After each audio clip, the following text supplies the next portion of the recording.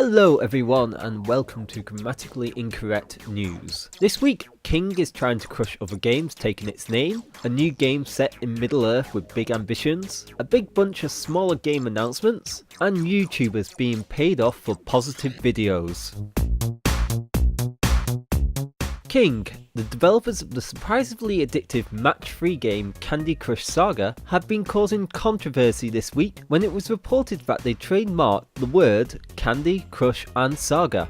The reason behind the trademark was, the company was trying to take down other copycat games that tried to use similar words to trick people into purchasing their games. But on Tuesday, it was revealed that the indie game, The Banner Saga, a Kickstarter game that was released last week on Steam, was blocked from trademarking the name by King because it shared a similar word. The two games shown here obviously don't hold any similarities, as you can see from the gameplay, but King still blocked it anyway. They however did come out and state that they will not force creators to change the name, but they had to protect its franchise from other copycat game developers, which there are many on the mobile devices. Stotic Studios, the developers behind the Banner Saga, have come out with a statement saying, 2 years ago, the three of us at Stotic set out to make an epic Viking game, the Banner Saga.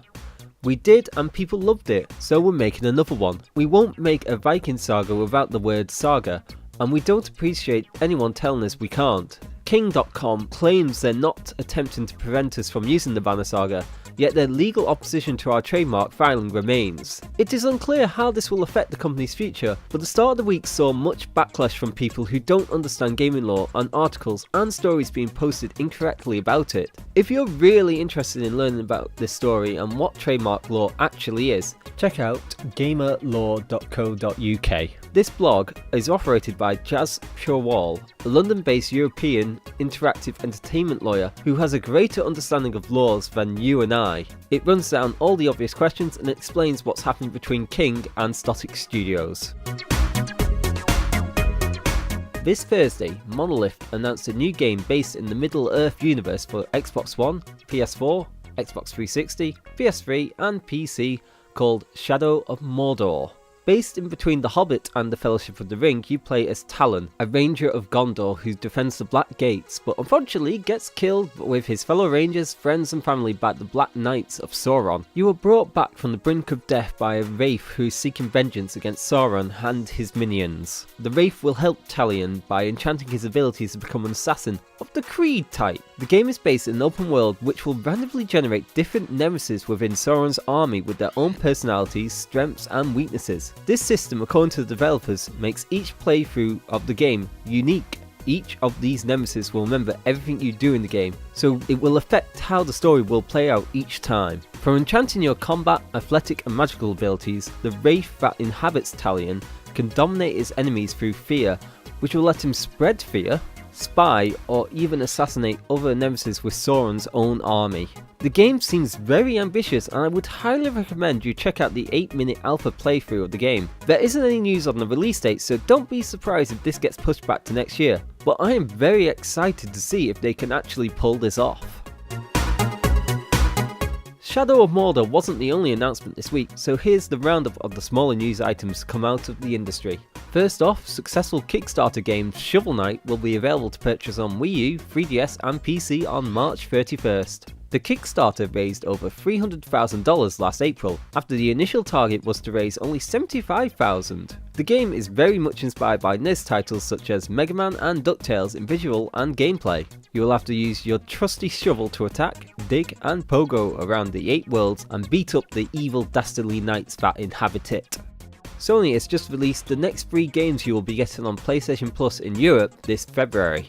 On the PlayStation 3, you can look forward to exploring the Cloud City of Columbia in one of the top games of last year, Bioshock Infinite. This exciting first-person shooter contains some unique gameplay mechanics from Skyline's Magical Tonics and one of the best sci-fi stories in video games. Also coming to the PS3 is Metro Last Light, the sequel to the very underrated Metro 2033. The world has been destroyed by an apocalyptic event and you are one of the survivors living in the undergrounds of Moscow. Coming to the PlayStation Vita is Dynasty Warriors Next, a portable version of the very popular brainless hack and slash series of games where you take down thousands of helpless enemies in the Dynasty era of Japan.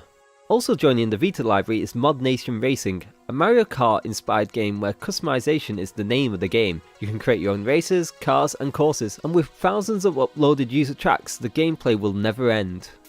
Last but not least, the PS4 is getting the survival horror game Outlast. You are a reporter who has gone to check out an asylum after hearing strange reports coming from it. Things go wrong quickly and you will have to depend on your hiding skills to avoid the insane inhabitants of this madhouse.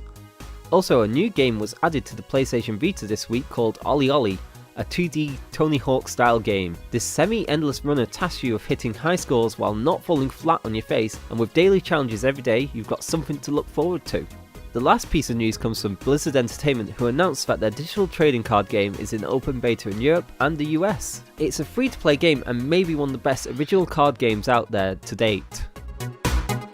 YouTube gaming personalities were under the spotlight this week, and not for the best of reasons. A leak came out that the video group Machinima was offering clients cash bonuses for covering the Xbox One. The bonus was an extra $3 per 1,000 page views, and all they had to do was incorporate at least 30 seconds of gameplay of footage of an Xbox One game and mention that they were playing the game. It however became much worse when part of the agreement you had to sign said you may not say anything negative or disparaging about Machinima, Xbox One, or any of its games in your campaign video.